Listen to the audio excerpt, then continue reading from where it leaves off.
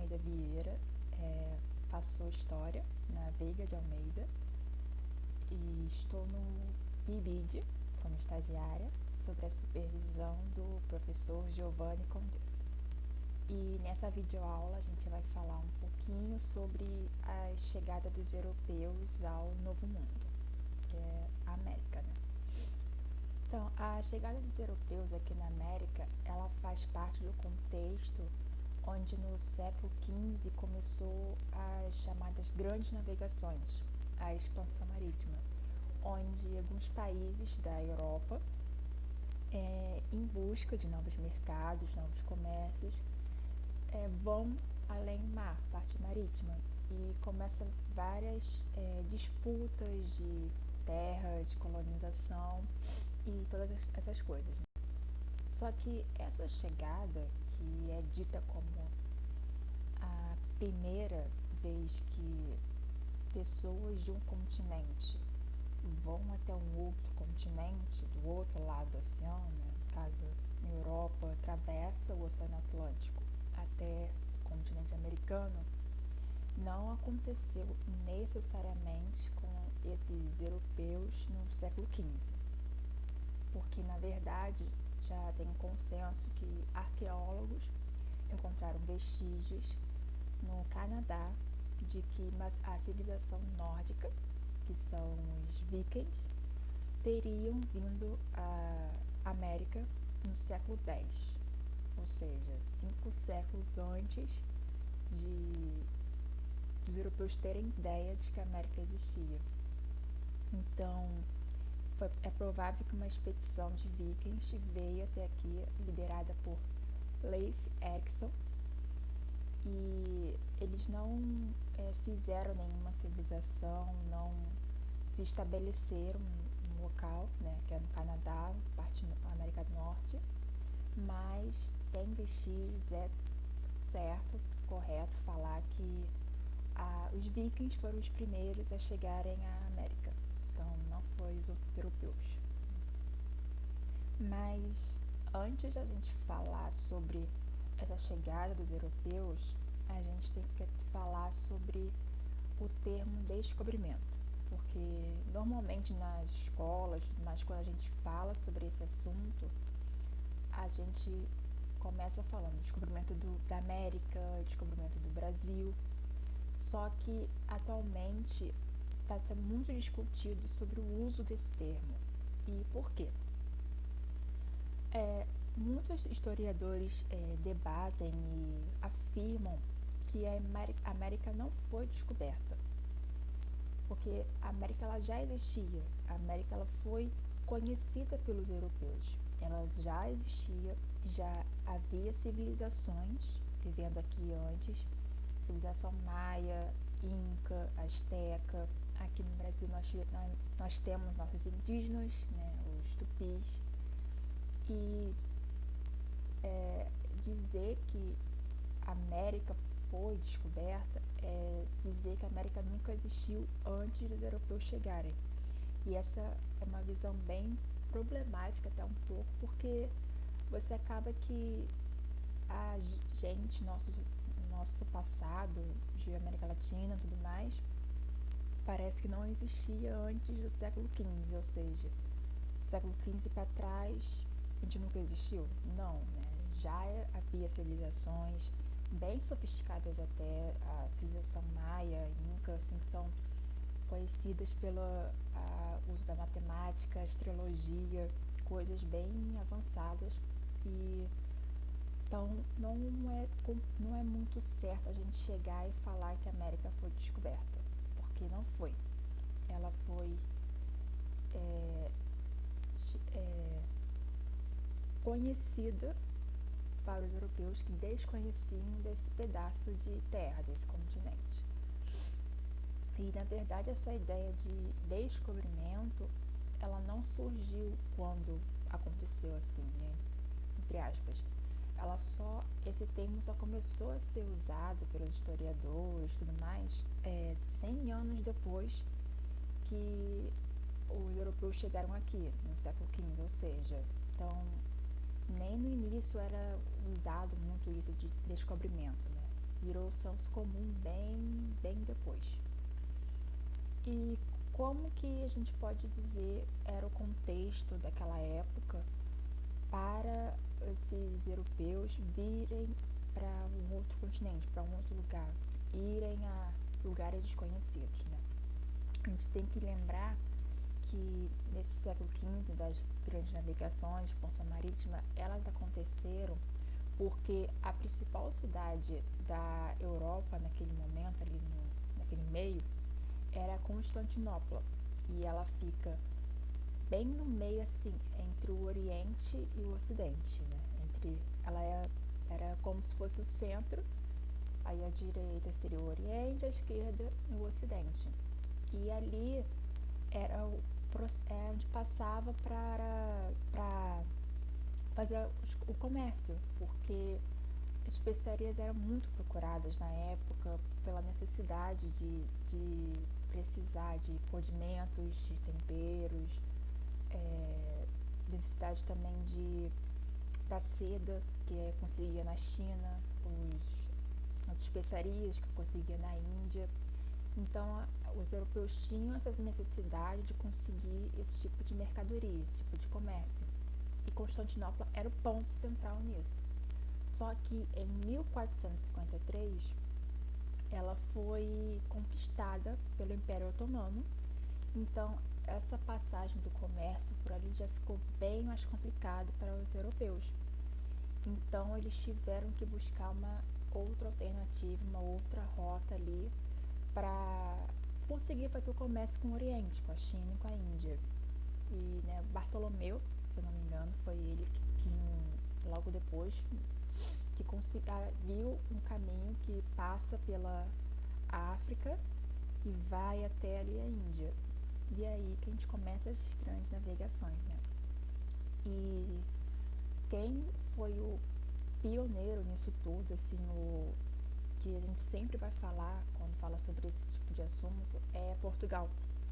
Porque Portugal, nessa época, eles fundaram, que é uma escola de navegação, que é a Escola de Sagres. E essa escola foi muito importante para essa época, principalmente para os portugueses navegantes, porque ela modernizou, desenvolveu as técnicas de navegação. Então, eles sabiam navegar, eles tinham conhecimento, tinham a sabedoria de como navegar oceanos enormes. Então, a navegação marítima portuguesa, ela era a top dali, né? A melhor. E os espanhóis também eram, mas assim, não tinha muita comparação, mas eles eram, vamos dizer, o segundo lugar. E só que demorou um pouquinho para os espanhóis se lançarem tão ao mar como Portugal estava se lançando. Já tinha feito várias viagens importantes com Vasco da Gama e tudo mais. E a Espanha mesmo só teve a primeira expedição, que foi notável, só em 1492, quando um navegante genovês apareceu lá pedindo ajuda para financiarem a expedição dele para as Índias. Ele era o Cristóvão Colombo, né? E o Cristóvão Colombo, junto com Pedro Álvares Cabral, são os dois personagens históricos que a gente sempre vai lembrar quando vai falar sobre esse assunto dos europeus chegando na América. São os dois. E inicialmente o Colombo procurou primeiro a coroa portuguesa para conseguir financiar essa viagem, né? Até porque como Portugal era bem conhecida pelo seu sucesso navegando, ele queria ir lá. Só que a ideia que ele tinha não agradou muitos portugueses, porque a rota que ele tinha para chegar às Índias era algo que ninguém tinha feito antes. Ele queria dar a volta ao mundo, literalmente. Como eles já tinham a ciência de que a Terra era redonda, e ainda é, gente, para ele, se ele fosse pelo outro lado, em vez dele vir assim, ele iria pelo outro lado, ele conseguiria chegar nas Índias por aqui. Então era essa a ideia que ele tinha de dar a volta ao mundo para conseguir chegar à Índia. Só que Portugal não aceitou, então ele foi procurar a corte espanhola para ver se eles financiavam essa expedição. E depois de várias negociações, várias tentativas, finalmente os monarcas espanhóis, que eram o Fernando de Aragão e Isabel de Castela, aprovaram essa viagem, conseguiram financiamento com a nobreza, a burguesia de lá da época, para ele fazer a viagem dele, a volta ao mundo. Então, em 3 de agosto de 1492, Colombo partiu da Espanha com 3 navegações rumo ao oeste, que era um destino totalmente desconhecido na época para todo mundo. E essa viagem ela foi bem complicada, foi vários imprevistos, várias frustrações, e quando a gente vê os diários de bordo, que eles até tinham em mente talvez voltar para a Espanha.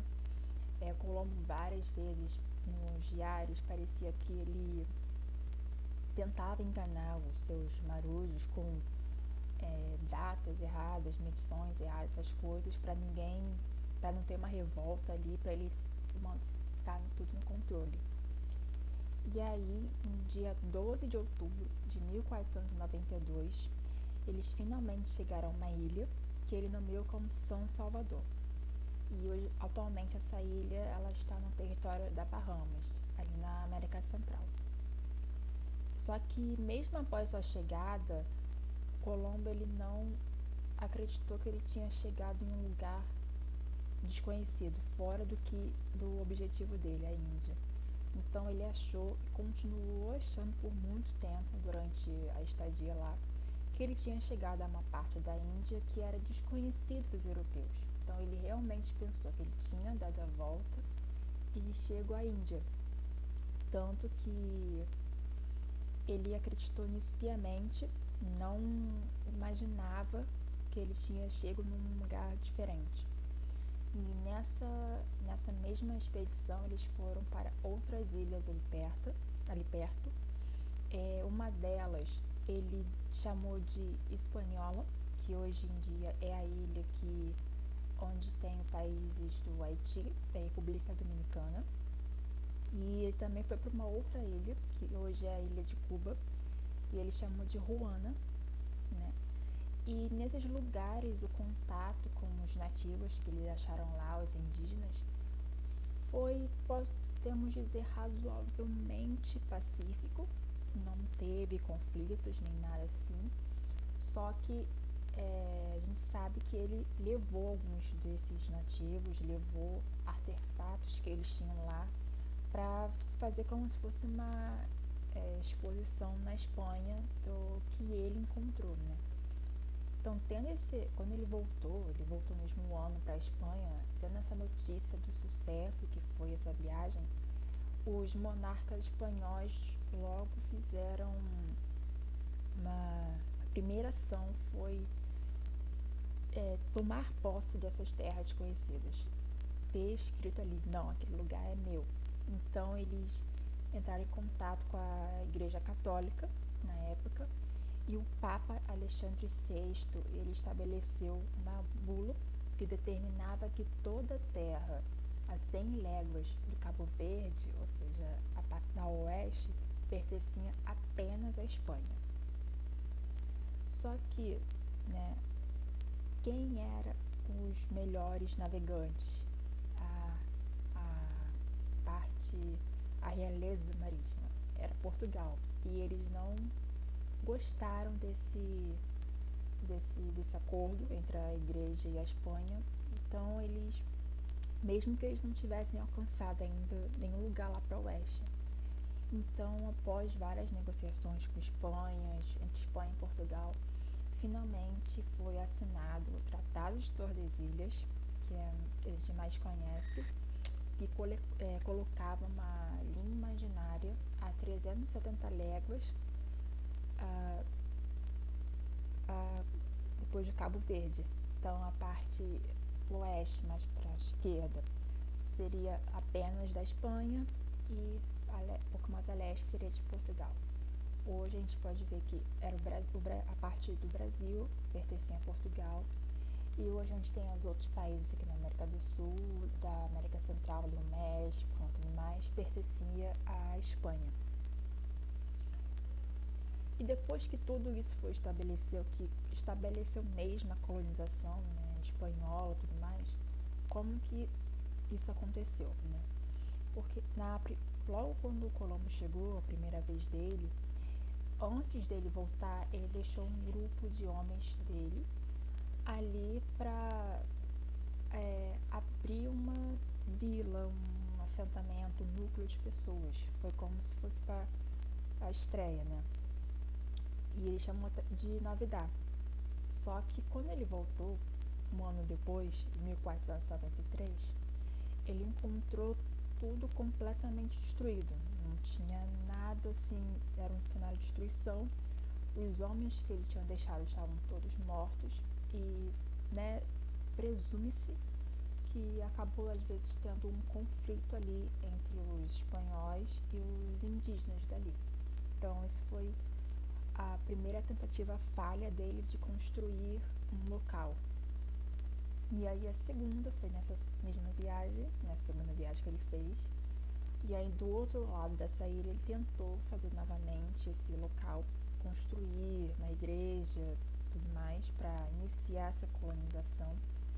Só que não deu muito certo, também fracassou, porque o local não foi bem escolhido, era muito trabalho para fazer, o relacionamento com os indígenas, que não era tão pacífico assim, ficou muito mais hostil, teve vários desentendimentos, brigas, e acusaram Colombo de negligência com esse local, e aí os reis espanhóis tiraram o direito do Colombo de governar esse local. E aí, logo após esses fracassos, a coroa espanhola foi que investiu nessa exploração ali, nessas novas terras, nessas colonizações. E eles tiveram, acho que, sorte, a gente pode dizer, porque logo de início eles encontraram ouro, metais preciosos. Então, foi definitivamente no mesmo momento, instantâneo, a exploração econômica no local, nas minas de ouro e tudo mais, indo a outros locais distantes para conseguir achar mais. E quem acabou saindo perdendo, infelizmente, nessa febre do ouro, vamos dizer assim, que os espanhóis estavam tendo, foi os nativos, os indígenas lá, porque eles foram escravizados e quando eles trabalhavam literalmente até morrer. Você tinha que pagar tributos para os espanhóis por uma terra que era sua. Você tinha que pagar para estar ali, para trabalhar na sua terra. E além de que eles também foram contaminados com várias doenças que os europeus traziam, que eram diferentes para eles. E também, então, assim, em poucas décadas, milhões de nativos foram dizimados, foram mortos. Foi quase que um genocídio que acabou acontecendo ali com esses indígenas ao longo dos anos, ao longo dessa colonização espanhola que durou séculos e séculos e séculos, né? E Portugal, o tal da realeza marítima, né? Portugal, então, ele já tinha esse conhecimento pelo Tratado de Tordesilhas que existia terras a oeste.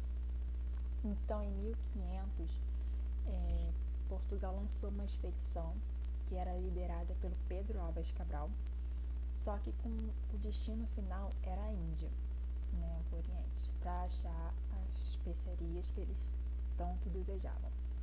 Só que alguns historiadores argumentam que essa expedição de Cabral não tinha necessariamente esse objetivo final a Índia. E por que eles acham isso? As rotas, normalmente, de marinheiros saindo de Portugal indo para o Oriente, eram feitas bem próximas à costa africana, sempre. E essa rota do Cabral ela foi feita bem mais distante. Então, não há algo concreto, um documento concreto, porém, alguns historiadores dizem isso porque Portugal já tinha esse conhecimento que existiam terras mais distantes, então talvez teria esse interesse, essa intenção dos portugueses chegarem a essas terras que eles tinham posse, mas eles não tinham chegado, né? E aí, em 21 de abril, eles tiveram sinal de terra, depois de alguns meses, em mar. E no dia seguinte, no dia 22 de abril de 1500, foi declarada em Monte Pascoal a primeiro sinal de terra do território brasileiro, que é na Bahia. Então, no dia seguinte, quando eles chegaram perto da costa brasileira, Cabral ele autorizou alguns homens deles para irem a essa terra para ver o que tinha, e foi o primeiro contato entre portugueses e nossos indígenas, e foi registrado pelo escrivão da expedição, Pero Vaz de Caminha, numa carta que inclusive ela é dita hoje como a certidão de nascimento no Brasil, que é onde ele fala como foi o primeiro contato, como aconteceu essas coisas. E ele fala que os indígenas eram pardos, todos nus, sem coisa alguma que lhes cobrissem as suas vergonhas, né? Então essa foi a primeira